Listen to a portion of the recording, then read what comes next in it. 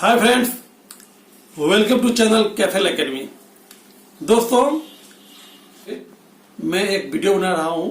ये पहला वीडियो है क्वेश्चंस पर जो कॉमन एरर पर बेस्ड है। तो आइए सबसे पहले आप क्वेश्चंस देखिए, उसके बाद हम इसको एक्सप्लेनेशन करेंगे कि इसमें एरर कहां है और क्यों है। तो ये लीजिए आपका क्वेश्चंस।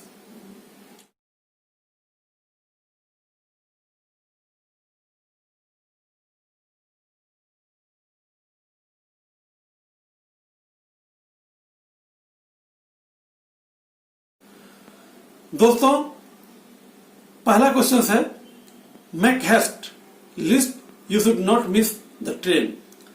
दोस्तों, आपको यह ध्यान रखना चाहिए, लिस्ट एक ऐसा कंजक्शन है जिसके साथ हमेशा शुड का प्रयोग होता है और लिस्ट का अर्थ होता है जिससे कि नहीं।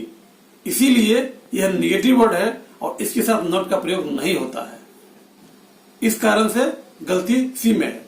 आइए आपको लिस्ट का प्रयोग करके कुछ वाक्य बताते हैं ताकि आपका कंसेप्ट क्लियर हो जाएगा। मैं कठिन मेहनत करता हूं ताकि फेल न करूं। I work hard lest I should fail. Question number 2, many of us don't know to swim at all. दोस्तों, नो एक ऐसा वर्ब है जिसके बाद जब इन्फिनिटिव प्रयोग करते हैं तो उसके पहले हाउ का प्रयोग करना जरूरी होता है। और किसी वर्ब के बाद इन्फिनिटिव करते हैं तो सीधा टू प्लस V1 का प्रयोग होता है।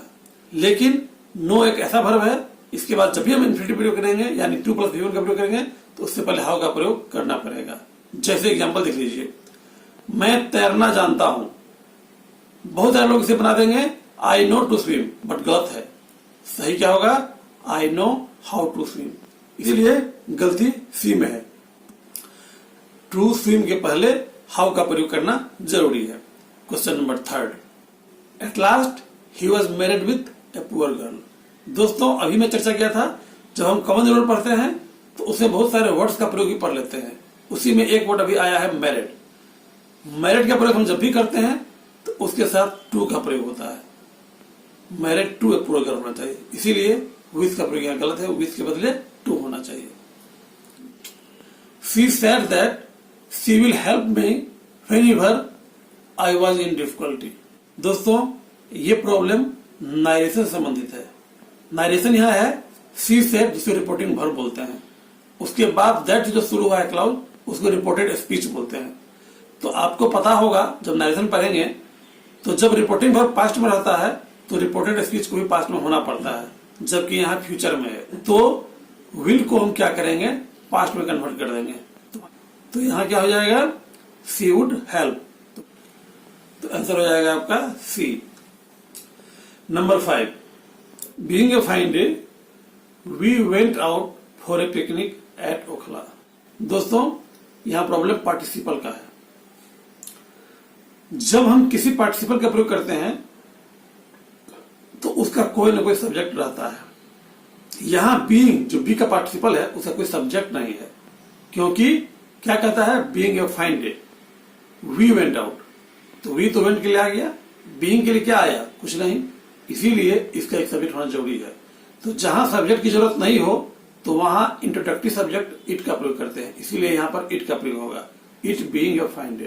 तो क्वेश्चन नंबर 5 का आंसर होगा A. Many a man have been working under me. दोस्तों, आपको पता है सब्जेक्ट प्लूरल तो वर्ब प्लूरल।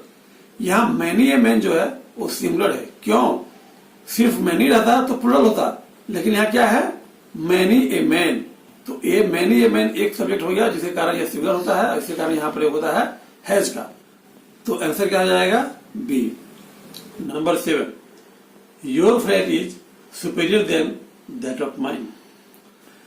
दोस्तों, इंग्लिश में बहुत सारे एडजेक्टिव ऐसे हैं जो लगते हैं कंपैरेटिव में, लेकिन यह एक्चुअली हो गए हैं पॉजिटिव डिग्री के एडजेक्टिव। अगर ये कंपैरेटिव में प्रयोग भी होते हैं फिर भी इसके साथ देन का प्रयोग नहीं होता है। इसके साथ क्या प्रयोग होता है? टू का।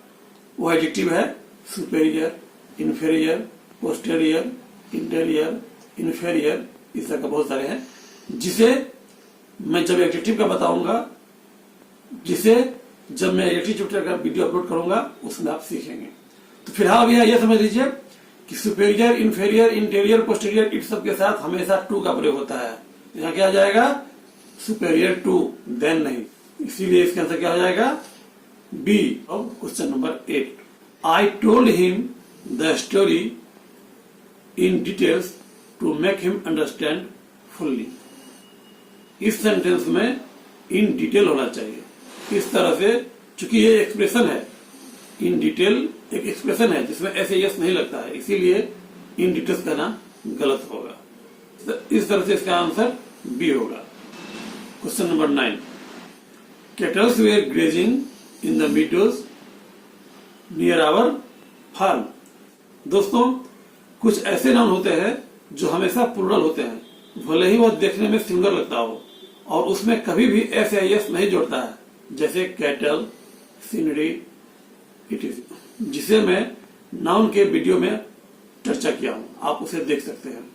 तो यहां क्या हो जाएगा? कैटल वेयर ग्रेजिंग, तो आंसर ए हो जाएगा। अब question number 10। You are senior than me in as.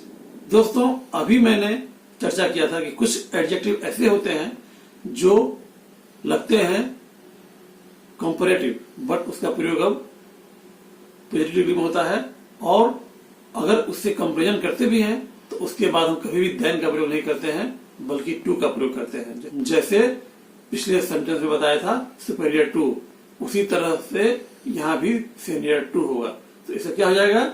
You are really senior to me, not senior than me. तो आंसर क्या हो जाएगा? बी।